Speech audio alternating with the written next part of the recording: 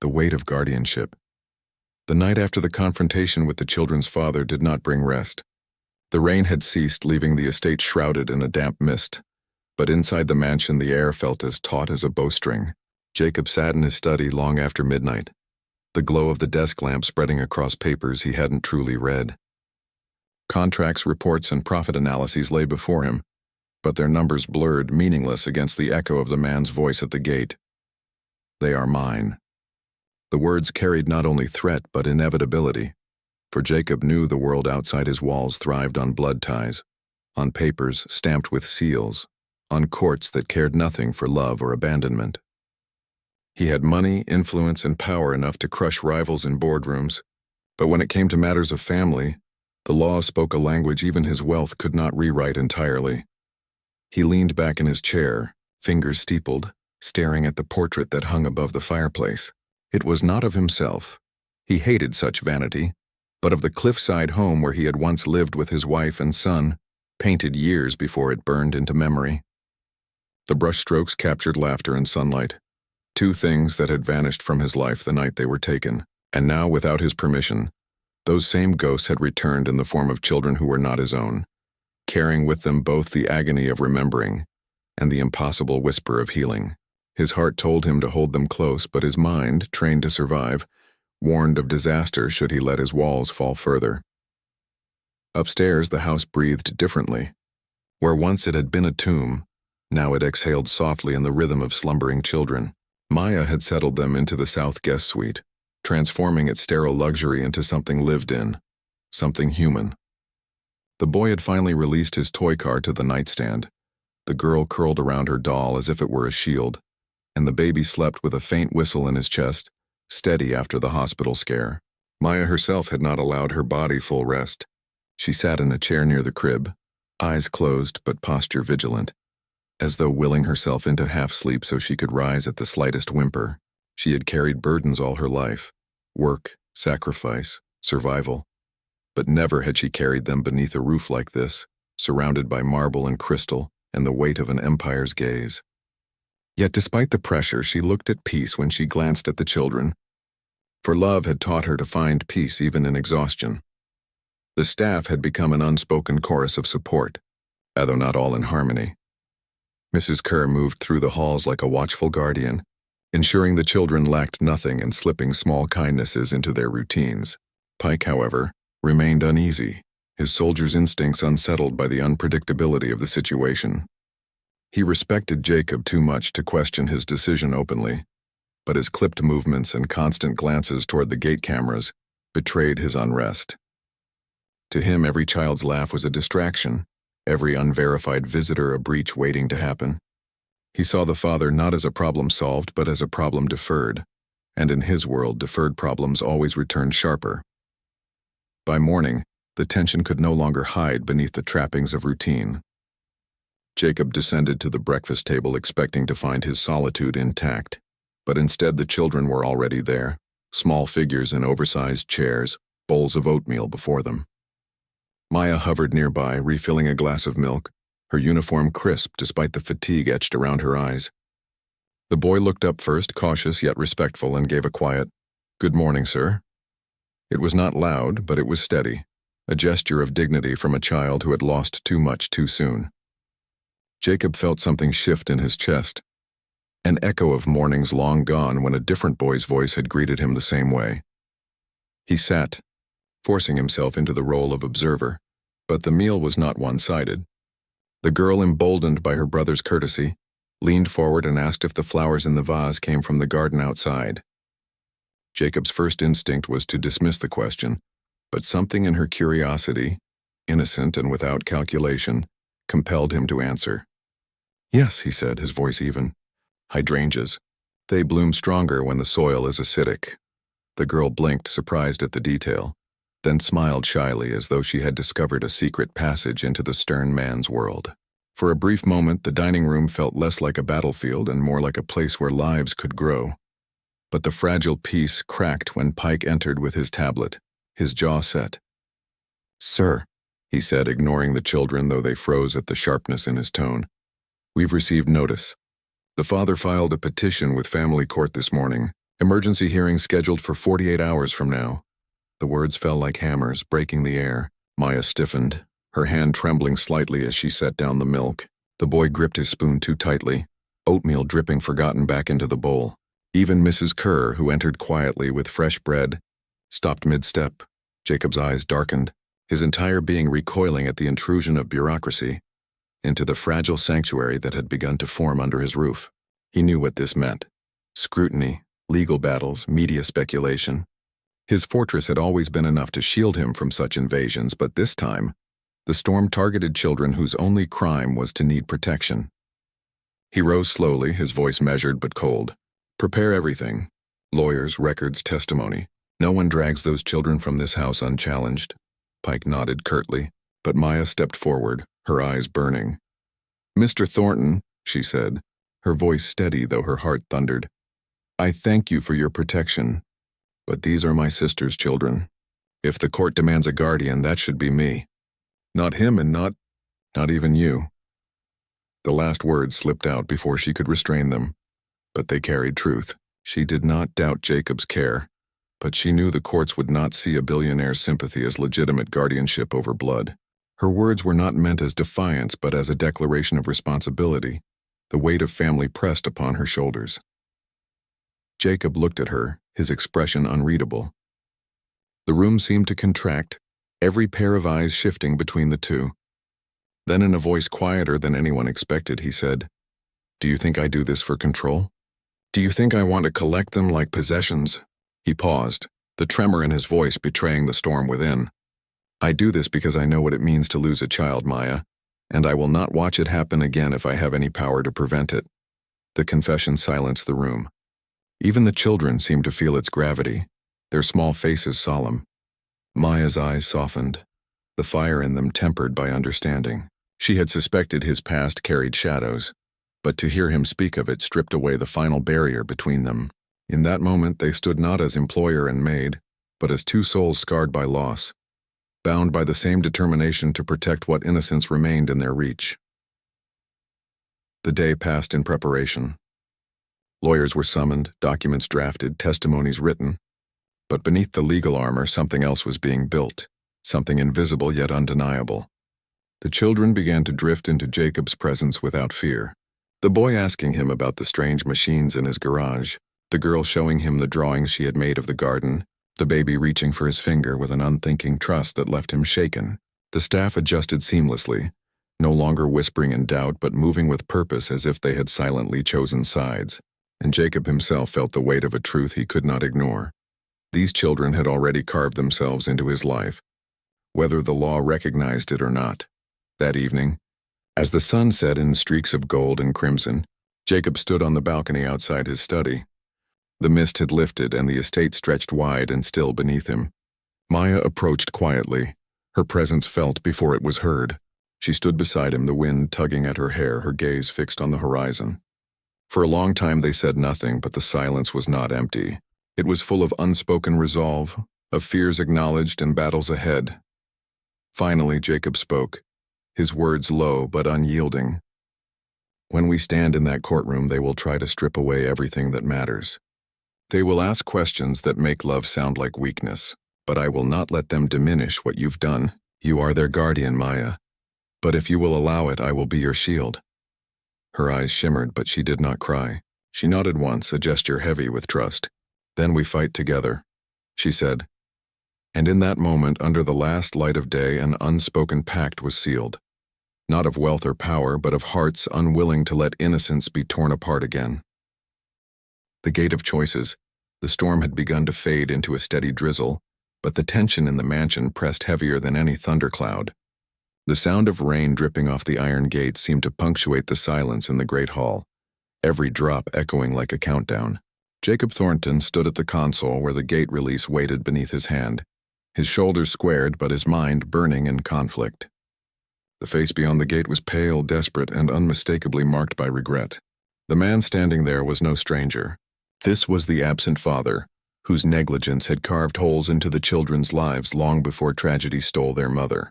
He stood now, rain plastering his hair to his forehead, fists trembling against the gate, shouting words that blurred with the wind but carried one undeniable truth.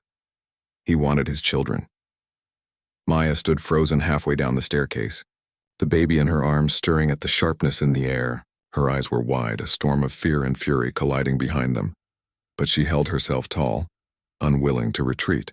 Behind her, the older children clung to Mrs. Kerr's skirt, their faces pale, uncertain whether to run to the sound of the man's voice or to hide deeper in the house that had begun. In the span of days, to feel safer than any other place they had known, Maya's jaw set and she stepped down one stair, then another, her presence both a shield and a declaration. She knew who that man was. She knew what he had abandoned, what he had squandered, and what danger he carried in his sudden claim. Jacob's gray eyes moved from the gate's monitor to Maya, then back again. His voice, when it finally came, was low but solid, reverberating through the high ceilings of the foyer. "Is it true?" he asked without turning. "Is he their father?" Maya's arms tightened around the baby, as if the question itself threatened to rip him away. "Yes," she said, her voice steady despite the tremor in her chest. "He is, but he was gone long before my sister died. He left them. He left her. He left all of us." She took another step down, her dress damp at the hem from where she had knelt earlier to clean spilled juice, her eyes locked on Jacob's. "And now he comes back only because he fears losing them to someone else. Do not mistake his sudden panic for love." The words landed sharp, but they carried more truth than accusation. Jacob could see it in the way the man outside pounded the gate without rhythm, shouting incoherently, not like a father desperate to comfort his children, but like a man terrified of losing control over something he thought belonged to him. The staff, gathered in corners and alcoves, exchanged uneasy looks. They had never seen their employer hesitate like this, caught in a decision that no balance sheet could solve. The children, however, cut through the uncertainty with their silence. The eldest boy stared at the monitor with wide, searching eyes, his small hands trembling around the toy car he still clutched. For a long moment he said nothing, but then his voice came, barely audible yet impossibly clear in the cavernous space. "That's my dad," he whispered. His words were not an invitation, not a plea. They were a statement wrapped in confusion, the kind of statement children make when truth collides with memory. He did not run toward the gate, nor did he shrink behind Maya. He simply looked, waiting for someone else to explain what it meant when the man who had disappeared suddenly returned. Jacob's chest tightened. He remembered another child, his own son, waiting at a window that never delivered the father home on time. He remembered the quiet hope in his boy's voice when he asked questions that deserved better answers than work and excuses. That memory pressed against him now, demanding not business logic but something harder. Honesty. He straightened and finally turned from the console, facing Maya fully. "If he is their father, he has rights," Jacob said, his words measured but heavy. "But rights do not erase responsibilities. If he abandoned them, then barging through my gates does not make him fit to claim them back. Still, the law will not care for our feelings." His eyes narrowed, steel returning to his voice. "The law will ask only, is he the blood parent, and can he prove it?" Maya's lips pressed tight, her heart pounding. "And while the law asks its questions, what happens to the children? Are they torn from one place to another, shuffled like luggage between hands that cannot hold them? Do you know what instability does to children who have already buried a mother?" Her voice rose, not in disrespect but in anguish sharpened by love. "Mr. Thornton, you cannot let him take them. Not like this. Not tonight. They will break before the courts ever decide what is right." The room thickened with silence, broken only by the rain and the restless shifting of the staff. For the first time, the billionaire and the maid were not master and servant, but two people standing on opposite sides of a chasm, carved by grief, each fighting for the same children with different weapons. And for the first time, Jacob realized the decision he held in his hands was not about rules, not about his fortress, not even about his own scars. It was about whether he would protect innocence or surrender it to chaos. He pressed the intercom button, his voice carrying into the night. "You want to see your children," he said, his tone cold, deliberate, a knife cutting through the rain. The man outside shouted an eager, desperate "yes" that crackled back through the speaker. Jacob let the silence linger until it grew heavy. Then he spoke again, his words like stone. "Not tonight. Not like this. You disappeared when they needed you most. You will not storm my gates and drag them into another storm." The man outside roared in protest. hammering at the iron as if he could bend it with bare hands. "You think you can keep them from me? They are mine." His voice cracked with fury and fear, but Jacob did not flinch. He lifted his hand from the console, signaling to Pike, who had been waiting tensely by the door. "Escort him away," Jacob ordered. "No harm, no spectacle. Just away." Pike nodded and moved with his men toward the gate. The commotion outside rose briefly. Angry shouts, the scrape of shoes on gravel, the slam of a car door, then faded into the wet hiss of rain. Inside, the mansion exhaled the breath it had been holding. The children pressed closer to Maya, who stroked their hair gently, murmuring comfort that steadied them. The eldest boy's toy car dropped to the floor with a small clatter. Forgotten for the first time since he had arrived, Jacob turned away from the console, his expression unreadable but his steps deliberate. He stopped before Maya, who stood with her niece and nephew clinging to her side, the baby now sleeping against her chest. For a long moment the two simply looked at each other. His voice when it came was low but resolute. "You were right," he said. "These children need stability more than they need rules. He will not have them until he proves himself worthy, and until that day they will not leave this house." Maya's eyes filled with tears she refused to let fall. Her lips parted as if to speak, but no words came. She only nodded, a small reverent gesture, and Jacob felt the weight of what he had just promised. It was not a business contract. It was not a calculated move. It was a vow spoken from somewhere deeper than he had allowed himself to reach in years. The staff, watching from the shadows of doorways, felt the shift ripple through the air. For years they had lived under rules carved from grief, rules that turned their employer into a ghost of a man. Tonight they saw something else, a crack of light breaking through the fortress. And though no one said it aloud, every soul in the mansion knew they had just witnessed the beginning of something larger than themselves. But even promises carved in marble can tremble, because as the night settled and the house returned to its uneasy quiet, Jacob Thornton could not escape one truth. The father might have been turned away tonight, but he would return. And next time he would not come alone. Maya was moving before the second cough had settled, lifting him to her shoulder, tapping gently at his back, her calm steady, but her eyes gone laser-focused in a way that made Jacob's heart recalibrate. "It's just a cold," she said softly. "Half to him and half to the baby. You're okay, little one." But the way she angled the child told a different truth.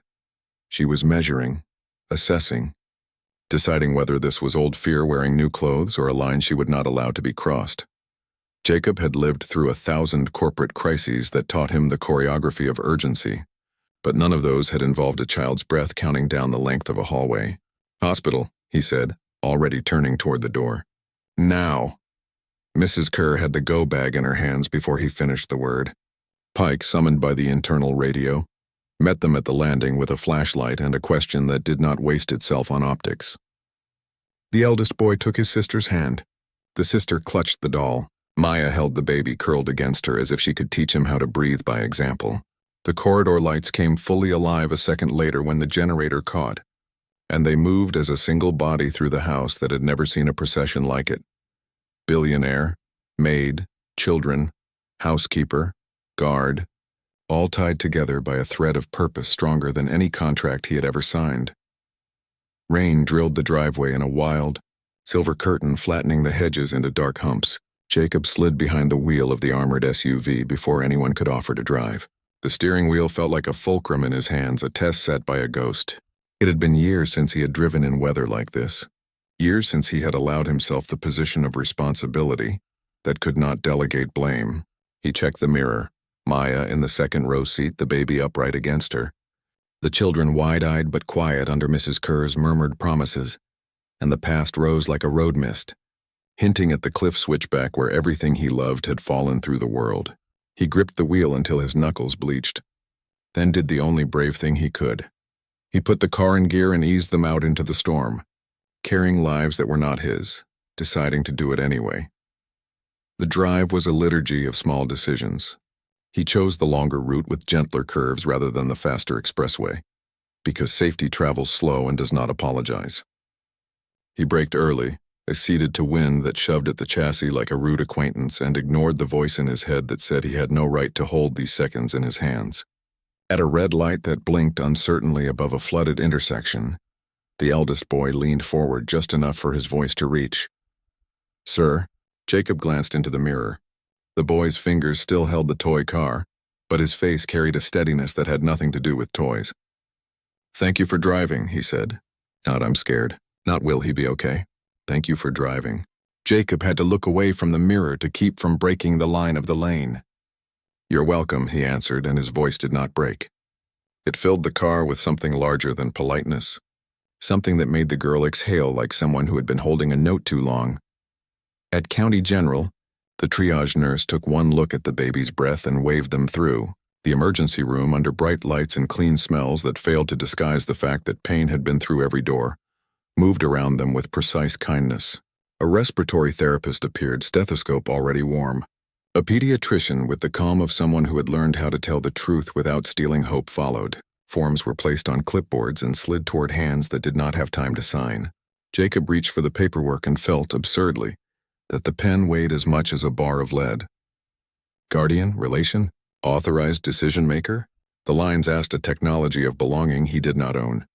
Maya placed a hand on his wrist, gentle, sure, and took the pen herself.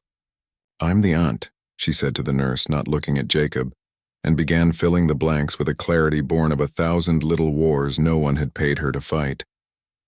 When the nurse asked about insurance, Jacob's voice returned, cool and absolute, the tone he once used to buy small countries out from under their own confusion. "Self-pay. No limits. Treat first, bill me."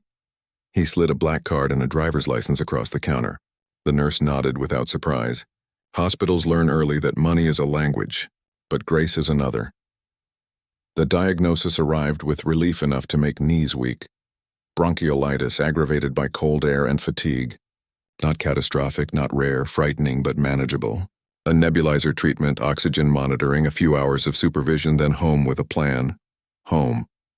The word landed with a strange softness. Jacob realized he had used the word about his house only in the architectural sense for years. Now a doctor he had not known 10 minutes ago was promising to give a child back to him with instructions for care and the assumption that there was a room somewhere, with sheets and a quiet light and a door that could be closed gently at night. He looked at Maya, standing upright beside the hospital bassinet, eyes damp but jaw set, and recognized the wild, sober relief of a general who counts the living after dawn. It was there, in the oddly padded silence of a waiting alcove, that the next battle line etched itself. Nolan Pike entered at a half-run, rain still sparking off his jacket, phone in hand, face set in the grim, compressed expression that meant information had arrived on unfriendly terms. He drew Jacob away from the alcove with a glance that said this conversation would not fit next to a sleeping child. "We have a problem," he said, voice low enough to keep from bouncing off the tile. "The neighbor who filed the complaint didn't stop with us. She posted to a local forum, the kind where bored people turn into investigators.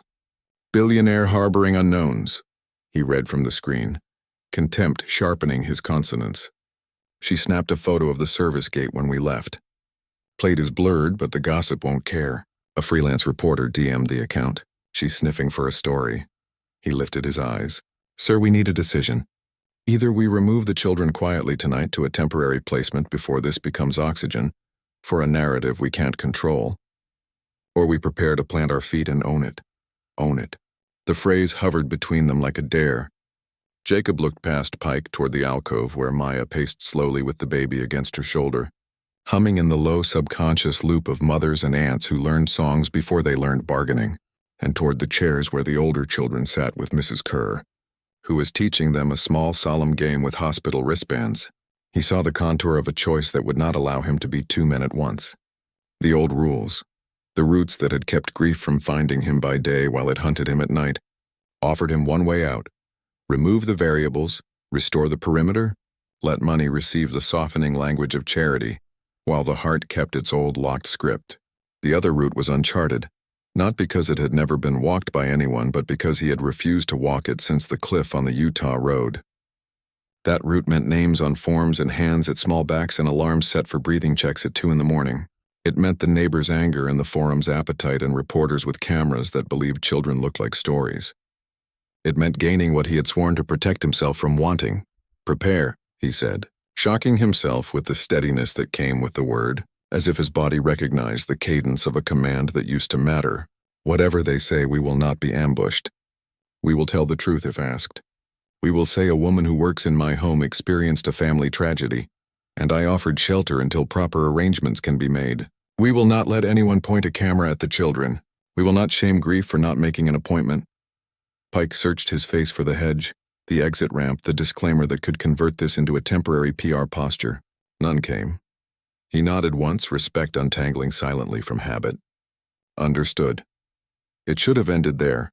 Decision made, Storm observed from behind glass. But life has a sense for where to place its sharpest tests. On their way back to the mansion, emergency lights pulsing on the dashboard map like quiet stars. The radio crackled with a call from the gatehouse. The neighbor had not come alone this time. The reporter had indeed found the driveway. Security had kept them off the property line. But microphones love a fence the way ivy loves mortar. By the time the SUV rolled to a stop under the porte cochere, rain settling into a fine, icy mist that made everything sea silver, a camera lens waited just beyond the ironwork, patient as hunger. Jacob told the driver to hold. He turned to Maya, who was rebuckling the baby with the meticulous care of someone who understands that love is the art of small guarantees. "We can go through the service entrance," he said, ready to spare her the flash of strangers' questions, the old sin of making a mother answer to a world that doubts her right to protect her own. Maya's chin lifted a fraction. "If we run today," she answered, voice quiet but lined with steel, "we will run every day after. I will not hide their faces from kindness, but I will not let cruelty name them, either." Jacob studied her for the span of a breath, then opened his door into the thin drift of rain, stepped out, and squared himself to the fence the way he once squared himself to hostile boards and envious markets. The first promise morning slid into afternoon with the slow dignity of a clock that had never been rushed. Yet the mansion felt unmoored from its usual precision, as if time itself had been loosened from the gears. The staff moved in careful patterns, polishing banisters, setting vases, rotating fresh linens, but their eyes kept drifting to the upper landing where Maya and the children passed now and then, like a constellation of small, sunlit orbits around a single steady star. Jacob tried to bury himself in the familiar armor of routine, a call with legal about a merger clause, a terse review of quarterly forecasts, a frostbitten exchange with the security chief about the perimeter's blind spots. Yet none of it landed. The numbers, once scripture, felt like scattered pebbles. The staff's whispers, once noise, had turned into a soft, unsettling drumbeat. And from above, strewn through hallways that had once held only quiet order, came the harmless, inexorable evidence of life, a drawer opening, a lullaby humming under breath, the small squeak of a wheel on a borrowed crib. At lunch, he did not touch the food. He walked the eastern colonnade instead, counting his steps the way an old soldier might count scar lines, a private ritual learned in the ruins of another life. The gardens, designed to be perfect and sterile, shocked him now with their color. The stone paths he had demanded remain immaculate were littered with the first brave leaves of an early fall. And the lawns, overwatered to emerald, looked less like carpets and more like something living he could not command. When he stopped at the glass house, breath clouding the clean pane, he saw his own reflection hovering over the riot of orchids inside. Gray, severe, a man structured like a locked door. Then behind him in the glass a second reflection appeared, small, hesitant, her dark hair tied in two neat puffs. Maya's niece, the middle child, holding a book to her chest as if it were a shield. She had followed at a distance, uncertain whether the rules of this house included the rule of avoiding the man who paid for its walls. He turned slowly, prepared to send her back, already forming the cold sentence that had once kept every human at the correct distance. But the girl spoke first, her voice barely above the wind. "I found this in the library," she said, lifting the book as if presenting an offering. "It has pictures of birds that look like paint. Auntie says we can't touch the shelves, but the lady with the silver hair said I could borrow one if I'm careful." The lady with the silver hair, Mrs. Kerr, head housekeeper for 15 years, had clearly chosen a side. Jacob felt the old reprimand rising to his tongue and, to his own surprise, swallowed it. The girl's eyes were level and solemn. They reminded him of his wife's when she would ask, without threat or pleading, for the world to be kinder than it had been. He nodded once, gesturing to the wrought iron bench beneath the pergola. "You can read there," he said, the words awkward as if he'd borrowed them from a language he had not spoken in years. Don't sit on the grass while it's wet. She smiled, quick and secret, and skipped to the bench, opening the book on her knees with a reverence that made him ache. He stood a while longer, pretending to check his watch, and when she traced the outline of a heron with her finger, whispering the printed name syllable by syllable, he found himself saying softly, unbidden, "That one migrates by the coast. If you look at dusk, sometimes they pass like a gray ribbon over the water." The girl looked up, astonished at the idea and at the man who had gifted it, and Jacob, startled by the sound of his own gentleness, retreated as though from a battle he had not meant to win. Inside, the battle had already been joined by others. In the service corridor, Mrs. Kerr and the security chief, Nolan Pike, stood at a subtle angle that allowed disagreement to hide behind professional posture. Pike, ex-military and bristling with protocols, wanted the children removed by sundown. He had files, policies, a list of liabilities that ran long and bristly as barbed wire. Unauthorized guests, insurance exposures, target risk created by unfamiliar arrivals. Mrs. Kerr listened without blinking, her hands folded over the ledger she used to keep the human heart of the house beating on time. "They are not intruders," she said at last, voice soft, weapons invisible. "They are kin to a woman who has served this house faithfully for 6 years, and never taken so much as an unearned break. If Mr. Thornton's rules don't bend for an honest tragedy, then they're not rules. They're punishments." Pike's mouth was a straight line. "My duty is risk mitigation," he said, "not moral arbitration." But even he softened when the baby's fretful cry rose faintly down the corridor. It was difficult to talk about liabilities when a sound so small and unarmed moved through walls like light through gauze. When Pike delivered his afternoon briefing, Jacob listened, but the words veered in and out like a radio sliding under a tunnel. "We ran names through open sources," Pike said, knuckles meeting each other with disciplined clicks. "Maya's sister, verified deceased in a collision on Route 9. Father, absent, records indicate a bench warrant for unpaid citations. No violent priors. The children have no immediate placement on file. Child Services has a backlog. A neighbor filed a complaint this morning. Noise overnight, unusual traffic at the service gate." He paused, then added reluctantly, "We can keep them out of sight, but it's not invisible." Jacob kept his face a map with no roads. He said only, "Thank you," then dismissed Pike, feeling the dual weight of knowledge and choice settle like iron on his chest. There it was, the formal shape of the world re-entering his domain, indifferent, procedural, measurable. For 10 years he had found safety on that terrain. Today it felt like losing altitude through clear air. By late afternoon, clouds had gathered over the bay with a speed that made the gardeners frown. The forecast had promised a mild breeze. The horizon now welded itself into the color of late grief. Jacob stood at the second-floor window of his study, watching the tide darken as wind struck the surface at diagonal slants, and told himself, quietly, flatly, that this would pass. He would reassert order. He would fund a placement program if he had to, a discreet pipeline that would place the children in a home that looked kindly on paper, vetted, quiet, a solution that would prevent scandal, and preserve the numb safety of his carefully engineered life. He could write a check large enough to buy comfort for anyone. Money, after all, had become his remaining form of prayer. Then a sound, small and distant, undercut the script in his head. The middle child's laugh, rising unguarded in the hall as Maya tried to show her how to braid a ribbon through a doll's hair. It was not loud. It was not unruly. It was simply life, undimmed, refusing to apologize for existing. He turned away from the window as if he could outrun the warmth it placed at the edge of his ribs. He found them in the nursery that had been a guest room the day before, a space Maya had transformed with an efficiency that would have impressed any logistics director. The bed had been pushed to the wall, crisp sheets folded into makeshift playmats, towels rolled into a neat berm for the baby to practice lifting his head, a chair angled precisely toward the window where the rain had begun to stipple the glass.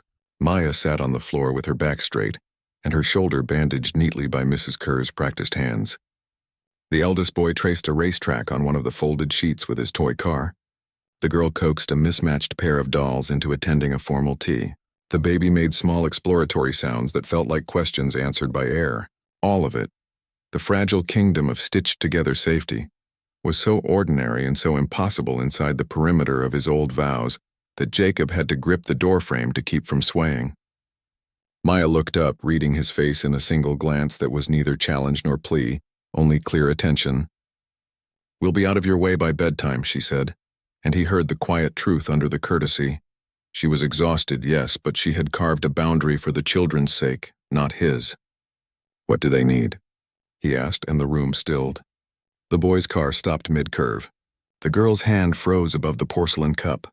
Maya's eyes widened a fraction, surprised by the question and by the fact that it had emerged in a voice without armor. She listed the simple things first: diapers, toddler shoes, a humidifier because the baby's breath ran a little tight when he slept, and then, after a silence, the things money could not order to the gate. A pediatrician who would see them without long forms that revived fresh grief. A school administrator who would understand guardianship, had not caught up to the hurricane of real life. A caseworker who would keep a file from turning children into paper. Jacob nodded once at each item as if his assent could conjure them into being. He told Pike to assign a driver and a car. He told Mrs. Kerr to prepare the South Guest Suite for a long stay. He told himself, gently as if speaking to a skittish creature, that this was temporary. Then the power flickered, the storm flexed, and the baby's unfinished question turned into a cough that angled sharply into the air like a warning. What happened next did not ask for permission. Heat left the room in a soft suction as the electricity failed, and the dim emergency lights washed everything in a tender, uncertain glow. The rain thickened, ropes of water lashing the window. The garden trees bent as if remembering old prayers. The baby coughed again, once, twice, then a clutch of shallow breaths that sounded too small, too quick. Cracks in the fortress, the mansion had always been a place of silence. Its walls were tall and pale, its floors polished until they reflected like mirrors, and its air heavy with the cold scent of wealth. It was not a home. It was a fortress, a monument Jacob Thornton had built to separate himself from the world and the memories that haunted him. Yet now, as dawn light poured through the floor-to-ceiling windows, that silence was broken by sounds it had not known in a decade. Tiny footsteps echoed across the marble. A child's laughter burst suddenly, high and free, followed by the patter of bare feet racing down a hallway. Then came a shrill cry, hungry, impatient, alive. For the staff it was shocking, even disturbing. For Jacob it was unbearable. He sat at the far end of the dining table, a newspaper open before him but unread, a cup of untouched coffee cooling at his side. Every sound from upstairs cut into him like a blade. He had allowed them one night under his roof, one night of exception. But now, as the morning stretched on, he found himself questioning his own weakness. Why had he not thrown them out immediately? Why had he permitted this chaos to enter his carefully ordered life? He tried to bury himself in the print before him, but the words swam uselessly, dissolving into meaningless black lines. He could only hear the soft murmur of Maya's voice drifting down from the staircase, calm and patient as she coaxed the children to eat. The door to the dining room opened, and Maya entered carrying a tray. Her uniform was pressed, though faintly wrinkled from a sleepless night, and her eyes carried shadows that spoke of exhaustion. Yet she walked with composure, balancing the tray of fresh bread and fruit as if nothing had changed. 3 small faces peeked timidly from the doorway behind her, the older boy clutching a frayed toy car, the middle child holding tightly to her brother's sleeve, the baby balanced on Maya's hip with wide, curious eyes. They did not step into the room. They simply watched the man at the head of the table as though he were a storm they did not yet understand. Jacob's gaze lifted briefly, gray eyes locking onto Maya. "I told you to keep them upstairs," he said, his tone flat, cold, without welcome. Maya did not flinch. She placed the tray on the table and answered with quiet steadiness. They were restless. They heard the staff preparing breakfast and followed me. "Children are not easily contained, Mr. Thornton." She paused, glancing toward the doorway. "But they will not disturb you. I will see to that." The children shrank back at his sharp glance, but Maya's hand reached behind her, brushing their shoulders with a subtle touch that gave them courage. They did not enter the room, but neither did they flee. Instead, they stood waiting silently, as though instinct told them this was a test far greater than they understood. Jacob's jaw tightened. He set the newspaper aside and leaned back in his chair, his fingers tapping once against the polished wood. He wanted to order them out, to restore the order of his world, yet the words did not come. Something in the way the children clung to Maya, in the way she held her ground without aggression or apology, struck him. She was not asking for his approval. She was not begging for mercy. She was simply protecting what remained of her family, and her quiet defiance was stronger than any plea. The silence stretched until it was broken by the smallest sound. The baby cooed softly, reaching one tiny hand toward the chandelier overhead as if trying to grasp the glittering light. The innocence of it, so uncorrupted, so unafraid, struck Jacob in a place he had long thought dead. His chest constricted, a memory flashing unbidden. His own son, 6 years old, standing on tiptoe to reach for a mobile of stars that once hung above his bed. He had laughed that same bubbling laugh, had reached with that same trusting hand. The image came so vividly that Jacob's breath caught, and for a moment, he was not in his dining room but in a life that had been stolen from him. He rose abruptly, pushing back his chair with a scrape that made the children flinch. Maya's eyes flickered with warning, ready to shield them, but Jacob only turned away, walking to the window that overlooked the estate gardens. His reflection in the glass was harsh and weary, the face of a man at war with himself.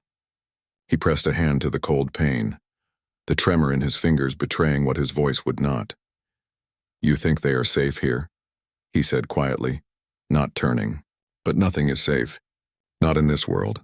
Not in mine." Maya stepped forward then, her voice low, steady, carrying not defiance but truth. "Safety is not found in walls, Mr. Thornton. It is found in people.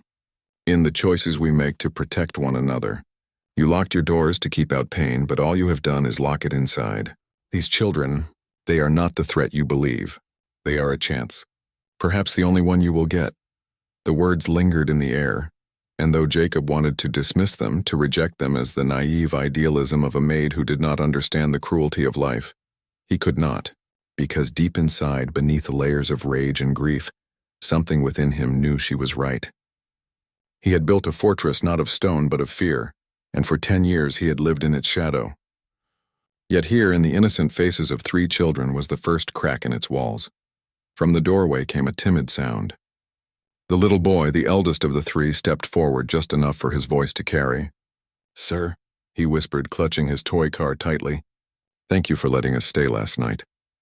His words were simple, awkward, and unpolished, but they carried the raw sincerity only a child could hold.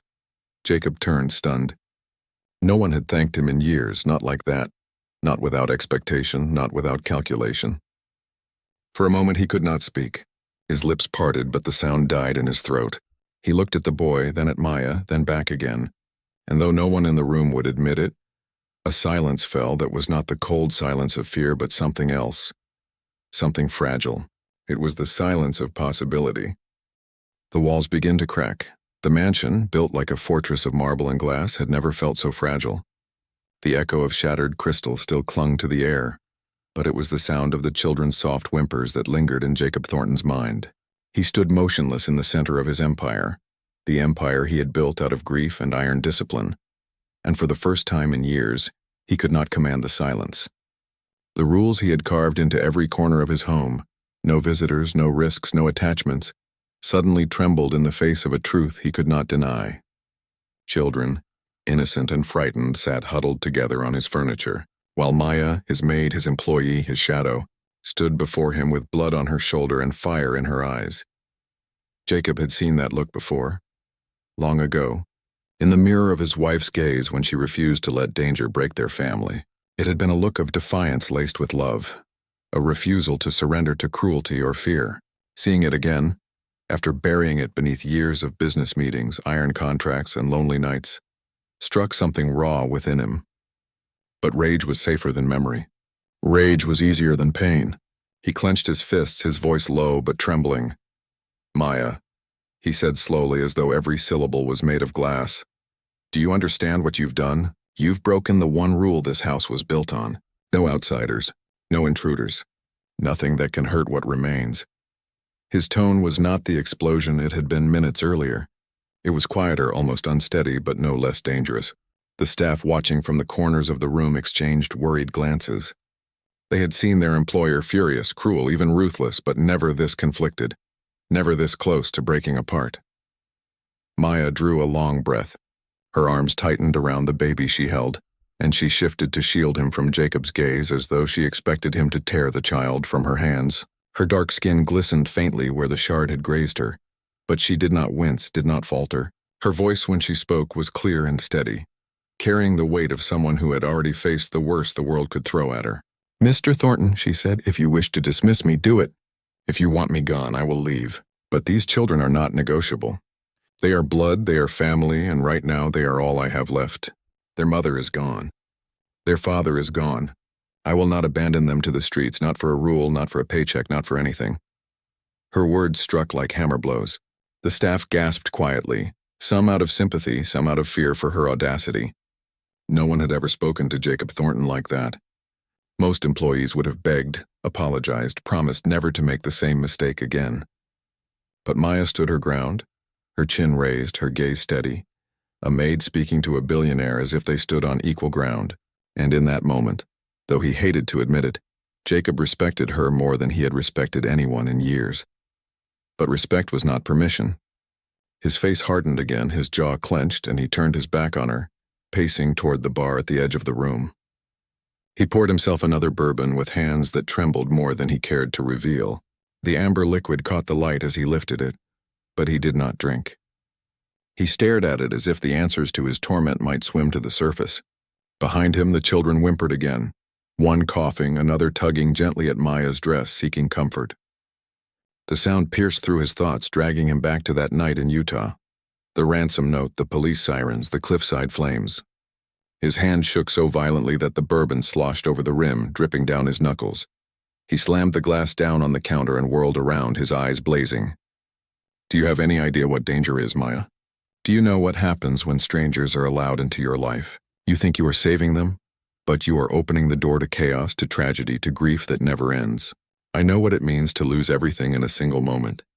I know what it means to bury your family and blame yourself for ever letting the world inside. And you dare stand here in my house and tell me I should allow this? That I should welcome it?"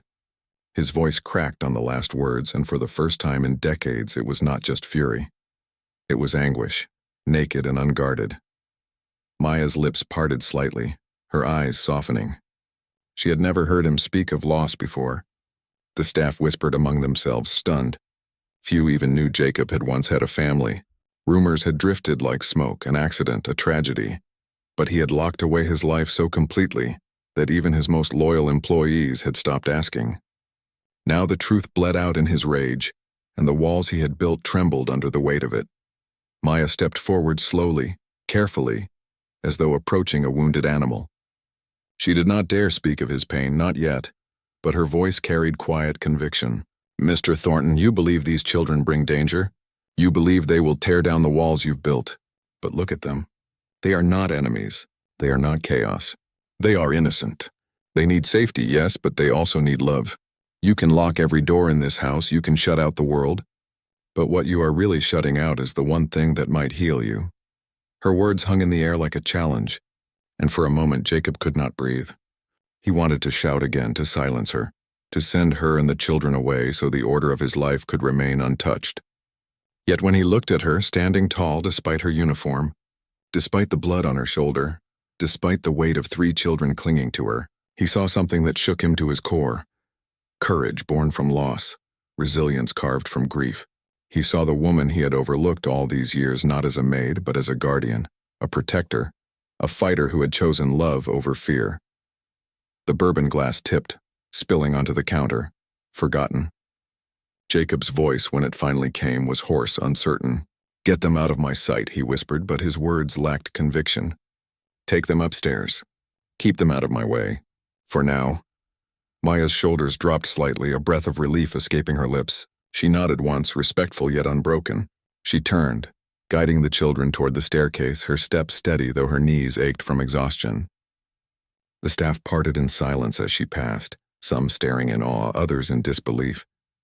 No one had ever survived defying Jacob Thornton, yet somehow Maya had not only survived, she had drawn blood from the fortress around his heart. Jacob remained alone in the living room, the shattered glass glittering like ice on the floor, the bourbon pooling on the counter, and the silence of the mansion pressing in. He pressed his palms against the bar, bowing his head. The image of his wife's smile flashed before him, followed by the echo of his son's laughter. And then against his will came the sound of those children's cries, fragile yet alive, echoing down the hall. For the first time in 10 years, Jacob Thornton felt something he had promised himself he would never feel again. Hope. The shocked Jacob Thornton's footsteps echoed like thunder through the marble corridor, each strike sharp and furious, shaking the silence of the vast mansion. The chandeliers trembled faintly as his voice ripped through the air. "What the hell is this, Maya?"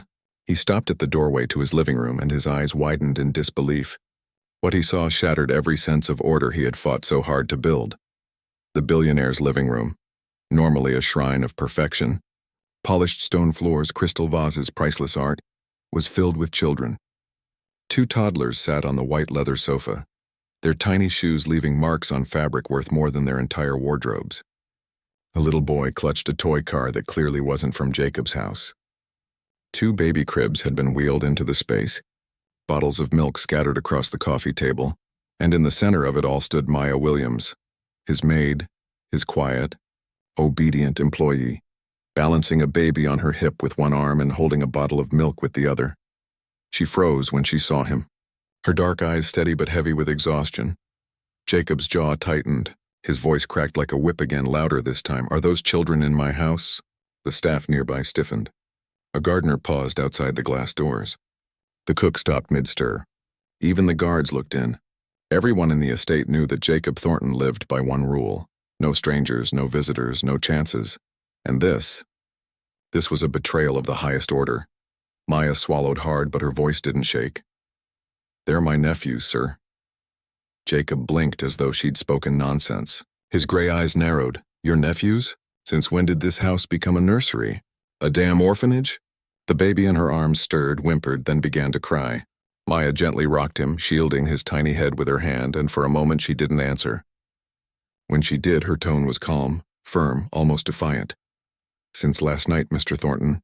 Their mother, my sister, died in a car crash. They had nowhere to go." The words hit the air like stones dropping into a bottomless well. The room went silent except for the soft sobs of the children. Jacob's chest tightened, but his anger fought harder than his sympathy. He stepped forward, his voice rising. "You don't get to make that choice, Maya. This is my house, my rules. You don't just bring strangers into my life because you feel sorry for a couple of crying brats." His hand shot to the crystal tumbler sitting on the counter, half full of bourbon. Without thinking, he hurled it across the room.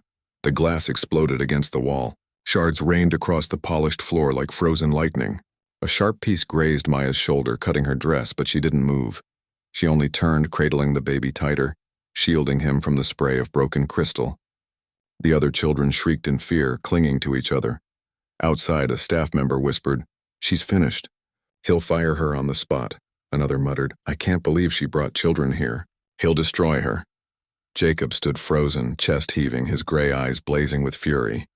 Yet beneath that fury, something stirred. Something old, buried, and dangerous. Because as he looked at Maya, standing strong despite her wound, protecting those children as if they were her own, he saw not rebellion, but desperation. And with that came a memory he had buried for almost a decade.